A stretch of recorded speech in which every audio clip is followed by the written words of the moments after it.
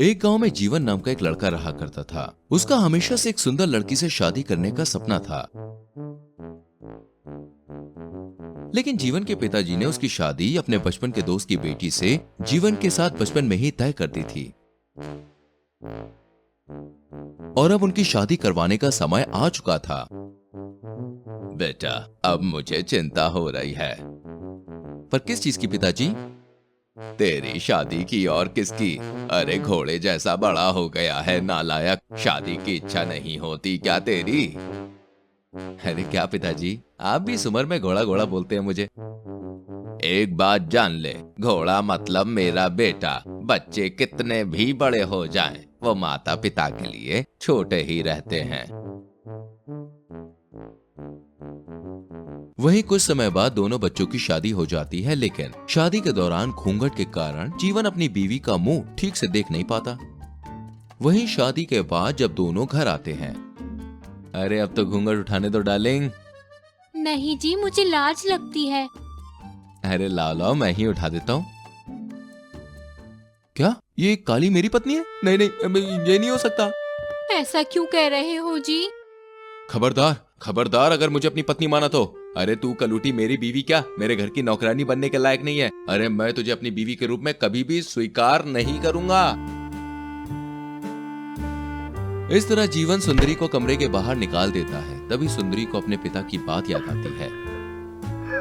बेटी बेटी सुंदरी, जीवन में तुझे कितना भी दुख क्यों ना मिले, लेकिन तू उसका सामना करना, परिस्थितियों से लड़ना, न कि पीठ दिखा के भागना। वही सुंदरी ये निश्चय करती है कि चाहे कुछ भी हो जाए वो ससुराल में ही रहेगी। वही सुंदरी रोते रोते कमरे के बाहर सो जाती है और सुबह होते ही वो जीवन के लिए चाय लेकर उसके कमरे में जाती है।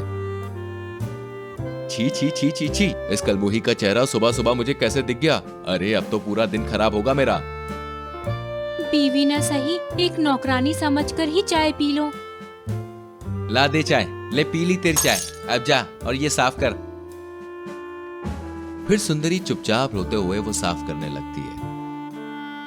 वहीं दिन प्रतिदिन जीवन का गुस्सा बढ़ता ही जा रहा था और एक दिन जीवन ने सुंदरी को मार मार के घर से निकाल दिया और कुछ ही दिनों में वो दूसरी शादी करके एक सुंदर सी बीवी घर ले आता है। वहीं सुंदरी एक छोटे से घर में रहकर सिलाई बुनाई का काम शुरू करती है। वहीं जीवन अपनी नई बीवी से कहता है, ओह डार्लिंग, तुम तो एकदम चांद का टुकड़ा लगती हो। चांद तो कह दिया, अब इस चांद को 4 चांद बना दो ना। वो कैसे? परसों ना मैंने मॉल में हीरो का हार देखा था, बस वही दिला दो। अरे बस इतनी सी बात? अरे तुम्हारे लिए तो मैं पूरा का पूरा मॉल ही खरीद लूं। ये हार चीज ही क्या है। फिर जीवन बैंक से लोन लेकर जानवी के लिए हीरो का हार लेके आता है। ये लो डार्लिंग, तुम्हारा हीरो का हार। हार तो ठीक है, लेकिन इसके लिए एक अच्छी सी मैचिंग सी ड्रेस भी होनी चाहिए ना। अब वो भी लेकर आओ ना।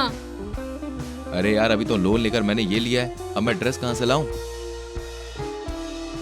वहीं जानवी की फरमाइशों को पूरा ना कर पाने के कारण जीवन और जानवी में लड़ाइयां शुरू हो जाती हैं और इधर सुंदरी कपड़े सिलकर पैसे कमाने लगती है और कुछ ही दिनों में एक टेलर की दुकान भी खोल लेती है और अपनी ही जैसी और औरतों को काम पर वो रख लेती है। वहीं जीवन अपनी बीवी को खुश करने के चक्कर में चक्की के गेहूं की तरह ऑफिस और घर में पिसता जा रहा होता है और फिर भी जरूरत ना पूरी होने पर वो लोगों से यहाँ से वहां से लोन लेता है।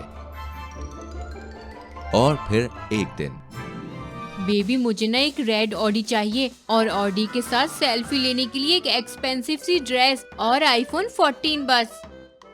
अरे अब बस करो, मैं तंग आ चुका हूँ तुम्हारी बेफिजूल की डिमांडों से। मेरे पास इतने पैसे वैसे नहीं है तुम्हारे लिए। क्या? शादी से पहले तो तुमने बहुत बड़े बड़े वादे किए थे। मैंने तो एक अमीर आदमी समझकर शादी की थी तुमसे, लेकिन तुम तो फटीचर निकले। फिर जीवन से डिमांड न पूरी होने पर वो जीवन से डिवोर्स ले लेती है और साथ ही प्रॉपर्टी का आधा हिस्सा भी ले लेती है। वहीं लोन के कारण जीवन की नौकरी भी अब छूट चुकी होती है और वो सच में भिखारी बन जाता है और बस स्टैंड पर भीख मांगने लगता है। वहीं एक बार जीवन भीख मांगते हुए सुंदरी के घर पहुंच जाता है। वहीं सुंदरी घर से बाहर निकलती है और जीवन को देखकर बिल्कुल हैरान हो जाती है। अरे ये तो किसी रानी से कम नहीं लग रही। आपकी ऐसी हालत कैसे हो गई जी? फिर जीवन उसे सारी बात बताता है। जो हुआ मैं उसे भूल चुकी हूँ जी, और आप भी भूल जाइए। चलो एक नई शुरुआत करते हैं। फिर सुंदरी जीवन को माफ कर लेती है और उसे अपने टेलर की दुकान पर रख लेती है।